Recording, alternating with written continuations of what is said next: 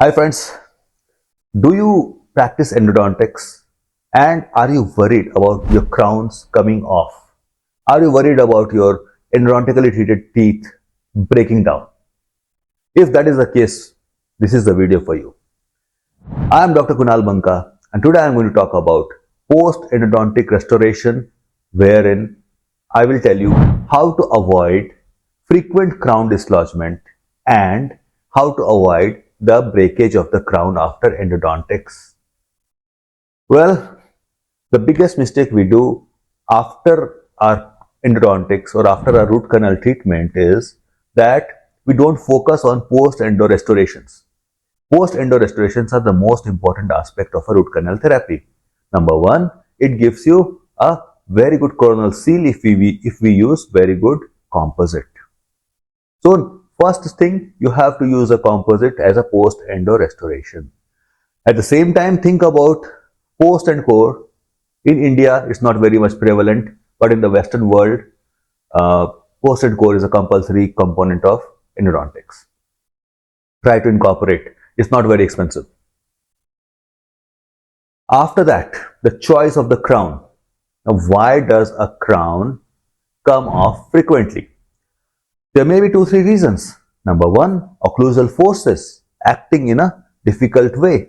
Number two, lack of retention and resistance form, the crown height. Number three, we are doing a crown on a very small tooth structure and we think it will stay.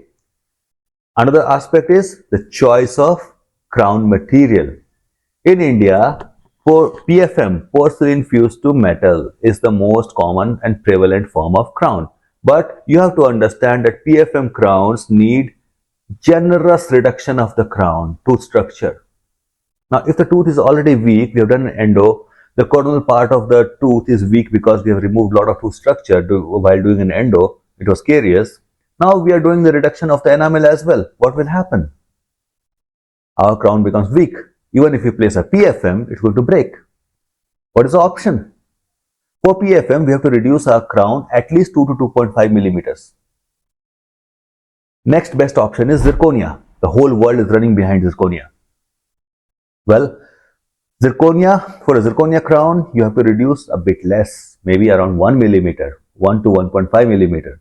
But again, you have to reduce the crown 360.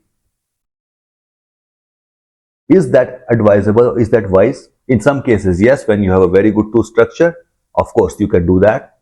But zirconia has its own disadvantages, including its brittle nature.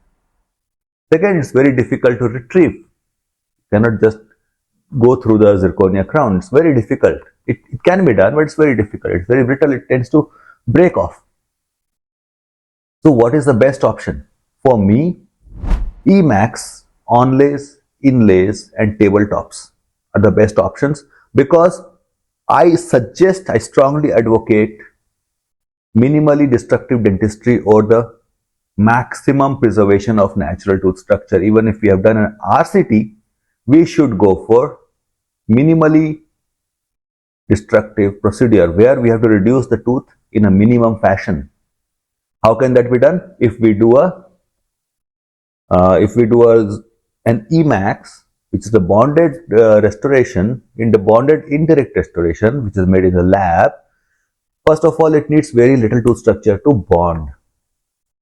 If the crown is grossly decayed, we can easily give an Emax. Second, if you are doing a tabletop for every case of yours, you need to reduce very little tooth structure, just some margins and the occlusal reduction. That's it. Mesial and distal part you don't have to damage. I feel crown preparation is damaging the tooth.